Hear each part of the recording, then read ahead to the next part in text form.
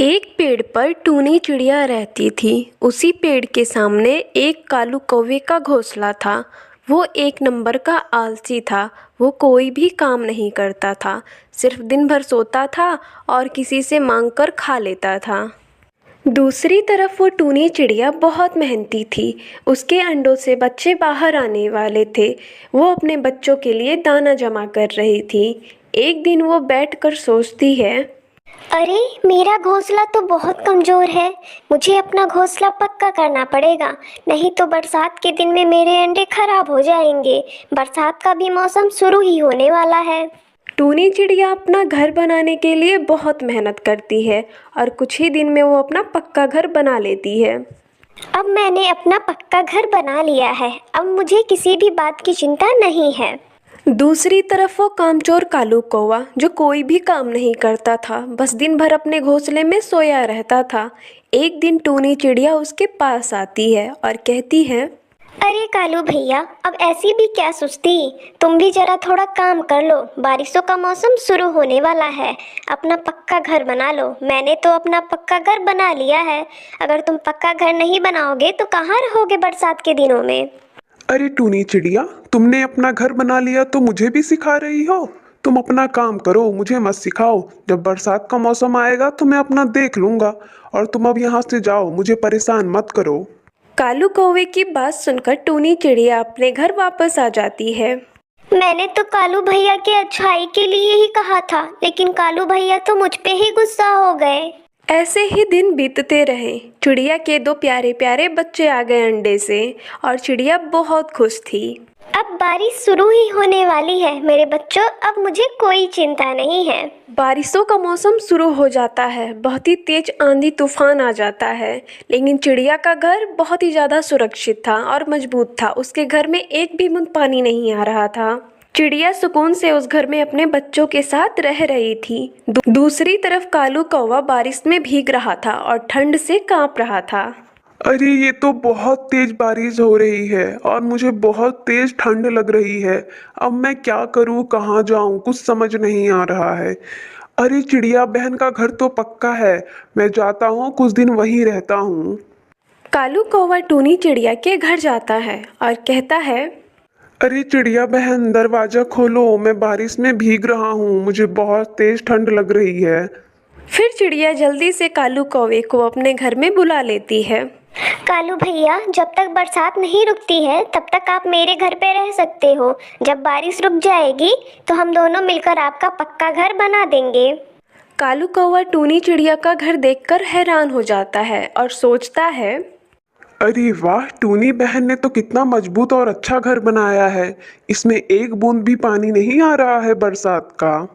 फिर कालू कौवा सो जाता है। ऐसे ही 3 दिन बीत जाते हैं और 3 दिन बाद बारिश रुक जाती है। मौसम सुहाना हो जाता है।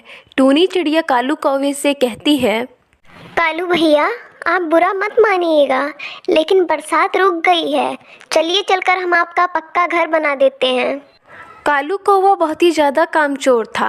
टूनी चिड़िया की बात सुनकर वो परेशान हो जाता है। इतनी जल्दी बारिश रुक गई। चिड़िया के घर में कितना सुकून और कितना मजा आ रहा है। लेकिन ये चिड़िया तो मुझे अपना घोंसला बनाने को कह रही है। कालू कौवा बहाना बनाते हुए कहता है, अरे चिड़िया बहन, बारिश की वजह से मेरी तबीयत खराब हो गई है। मुझे बुखार हो गया है और मेरा सर भी बहुत तेज दर्द कर रहा है। मैं आज घोंसला नहीं बना सकता हूँ। अरे कालू भैया, मुझे माफ़ कर दीजिए। मुझे नहीं पता था कि आपकी तबीयत खराब है। चलिए, आपका घोंसला कभी और बन जाएगा।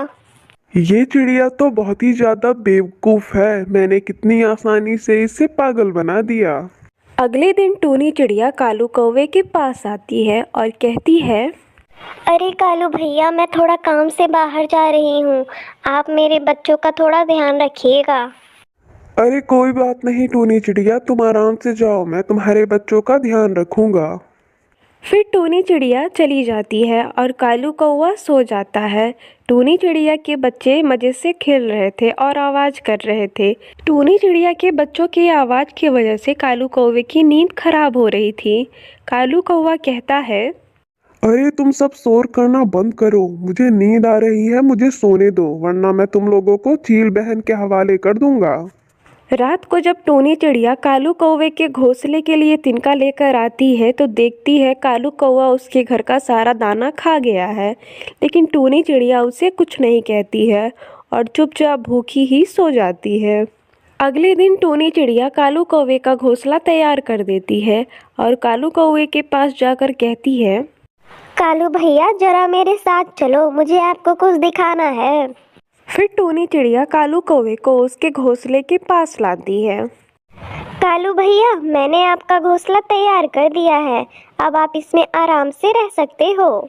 टूनी चिड़िया की बात सुनकर कालू कौवा गुस्से में आ जाता है और मन ही मन कहता है, ये चिड़िया तो बहुत ही ज्यादा चालाक निकली, अब मैं इस घोंसले में कैसे रहूंगा।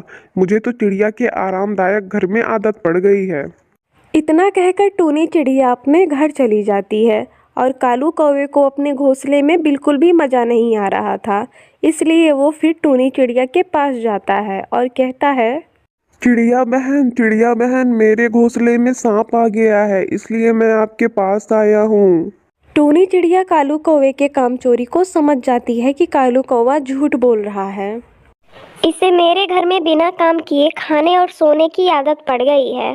फिर टूनी चिड़िया कालू कौवे को सबक सिखाने का फैसला लेती है। अगले दिन फिर कालू कौवा झूठा बहाना लेकर टूनी चिड़िया के घर आता है। टूनी चिड़िया उसे जवाब देती है, कालू भैया मेरे बच्चे बीमार हैं और वो सो रहे हैं, बिस्तर भी खाली नहीं है और वो लोग आपकी आवाज़ से परेशान हो जाएंगे, आप कहीं और देख लीजिए। टूनी चिड़िया की ये बात सुनकर कालू कौवा अपने घोंसले में आ जाता है और कहता है, अरे इस चिड़िया को क्या हो गया, ये मुझे अपने घर क्यों नहीं आने दे रही है। मुझे बहुत भूख भी लगी है, मैं क्या करूं। कालू कौवा बहुत भूखा था लेकिन उसे दाना ढूंढने में बहुत सुस्ती हो रही थी।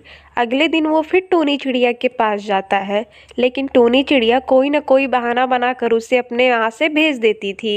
कालू कौवा भूख से बहुत तड़प रहा था, इसलिए वो अब खुद दाना ढूंढने लगा। ये सब देखकर टूनी चिड़िया बहुत खुश होती है। कुछ ही दिनों में कालू कौवा टूनी चिड़िया की तरह मजबूत घर बना लेता है और खुशी खुशी से अपना जीवन बिताने लगता है। इस कहानी से हमें ये सीख मिलती है कि हमें दूसरों पर आश्रित नहीं रहना चाहिए, खुद से मेहनत करके अपना जीवन बिताना चाहिए। प्यारे दोस्तों, अगर आपको ये कहानी पसंद आई हो तो वीडियो को लाइक ज़रूर करें। एक जंगल में टूनी नाम की चिड़िया रहती थी। वो घरों में रंग करने का काम करती थी। टूनी चिड़िया बहुत ही ज़्यादा अच्छा रंग करती थी, इसीलिए जंगल के सारे पक्षी उसी से अपना घर रंग करवाते थे। उसी जंगल में एक कालू कौवा रहता था। वो टूनी चिड़िया से बहुत जलता था क्योंकि टूनी चिड़िया बहुत अच्छे पैसे कमाती थी। टूनी चिड़िया के पास एक बहुत ही सुंदर और बड़ा घर था, उसने अपनी मेहनत से बनाया था। एक दिन टूनी चिड़िया घर को रंग कर रही थी। टूनी चिड़िया बहुत ही ज़्यादा थक जाती है, इसलिए वो पेड़ के छांव के नीचे बैठ जाती है। आज तो मैं बहुत ही ज़्यादा थक गई हूँ ये घर रंग कर करके, चलो थोड़ा नदी से पानी ही पी आती हूँ। फिर टूनी चिड़िया नदी पर पानी पीने के लिए चली जाती है। टूनी चिड़िया नदी से ठंडा ठंडा पानी पीती है और वहीं पर थोड़ा आराम करने लगती है। तभी वहाँ पर बुलबुल आती है और टूनी चिड़िया से कहती है, टूनी चिड़िया तुम तो यहाँ मज़े से बैठकर आराम कर रही हो, मेरा घर कौन रंग करेगा, चलो जल्दी से चलकर मेरा घर रंग करो। फिर टूनी चिड़िया बुलबुल के घर को रंग करने के लिए चली जाती है और एक दिन बाद वो उसका घर अच्छी तरह से रंग कर देती है। बुलबुल अपने घर को देखकर बहुत ही ज़्यादा खुश हो जाती है और टूनी चिड़िया से कहती है, अरे वाह टूनी चिड़िया, तुमने तो मेरा घर कितना सुंदर रंग किया है, मेरा घर बहुत ही ज़्यादा सुंदर लग रहा है, कोई भी पक्षी देखेगा मेरे घर को तो देखता ही रह जाएगा। बुलबुल बहन मैंने आपके घर को बहुत ही अच्छे से रंग कर दिया है, अब आप मुझे मेरे पैसे दे दीजिए ताकि मैं अपने घर जा सकूं। फिर बुलबुल चिड़िया टूनी चिड़िया को पैसे देती है और टूनी चिड़िया अपने घर चली जाती है।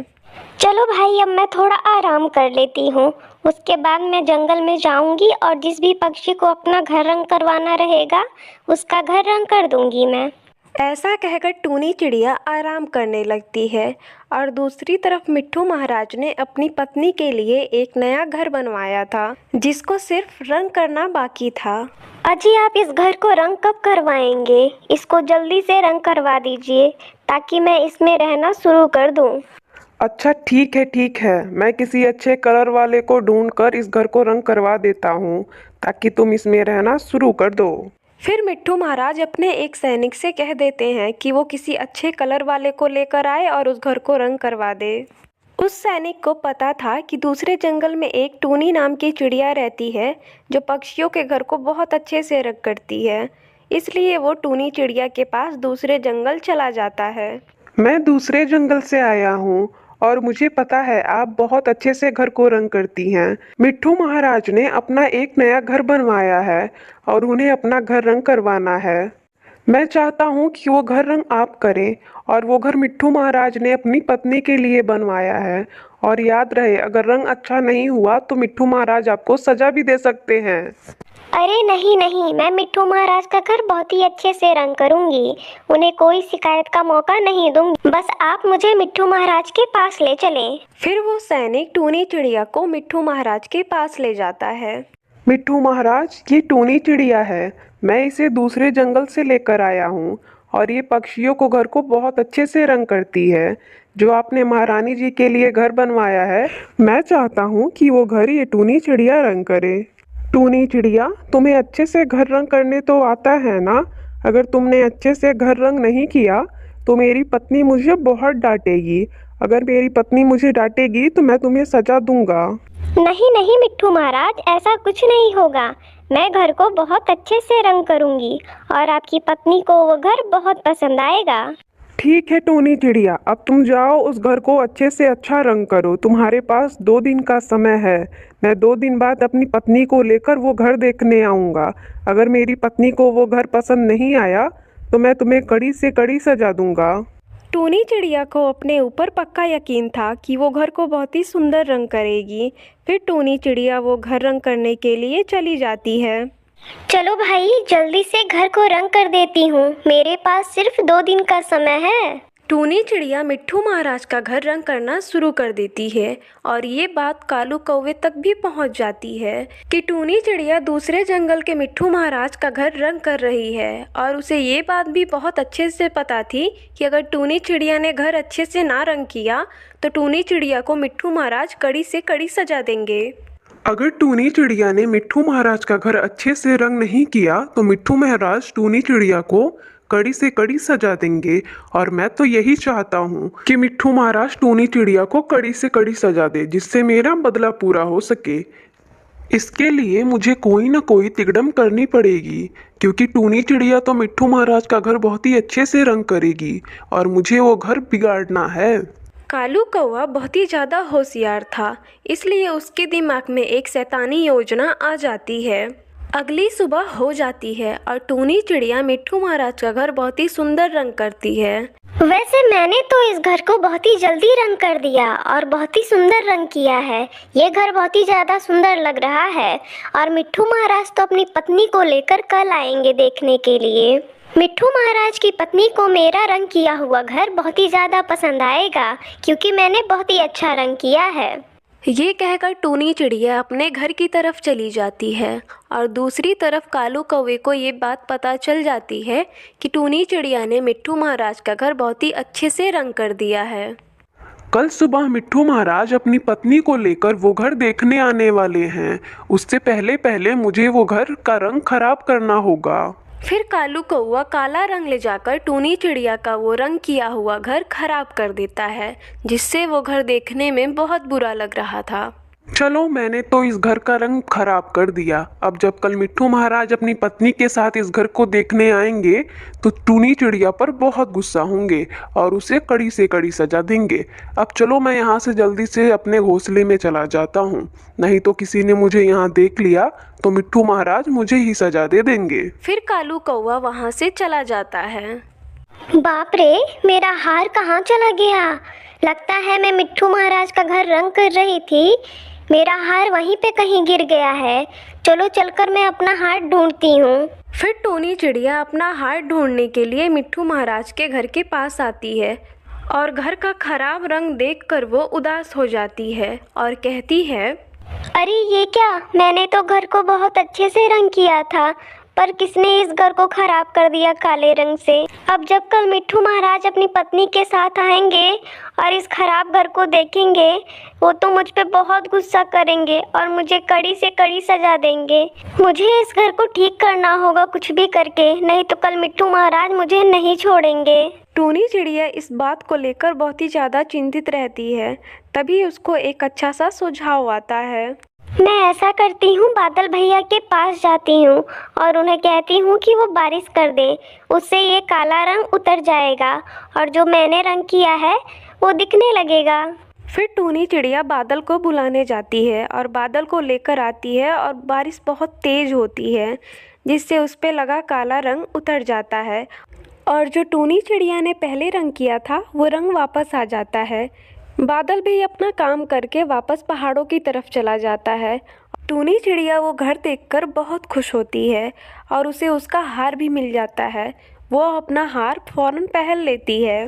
मैं आज की रात यहीं सामने वाले पेड़ पर ही रहती हूँ, नहीं तो मेरे जाने के बाद अगर किसी ने फिर से काला रंग पोत दिया इस घर पर, तब तो मेरे लिए मुसीबत हो जाएगी। मैं यहीं पर रहकर इस घर की रखवाली करती हूँ। टूनी चिड़िया रात भर जागकर उस घर का ध्यान रखती है। अगली सुबह हो जाती है और कालू कौवा बहुत खुश होता है। उसे लगता है कि उसने वो घर खराब कर दिया है और मिट्ठू महाराज टूनी चिड़िया को कड़ी से कड़ी सजा देंगे। दूसरी तरफ मिट्ठू महाराज अपनी पत्नी को लेकर वो घर देखने आते हैं और वो घर देखकर बहुत खुश हो जाते हैं। चिड़िया, तुमने ये घर बहुत ही अच्छा रंग किया है। मुझे ये घर बहुत ही ज़्यादा पसंद आया। मेरी पत्नी को ये घर पसंद आया। चिड़िया, इसका मतलब है कि तुम पास हुई। दूसरी तरफ कालू कौवा एक पेड़ के पीछे छुपकर ये सब देख रहा था और ये सब देखकर वो हैरान रह जाता है कि ये सब कैसे हुआ। प्यारे दोस्तों, इस कहानी से हमें ये सीख मिलती है कि अगर कोई इंसान सच्चा और अच्छा हो तो हम उसके साथ चाहकर भी बुरा नहीं कर सकते।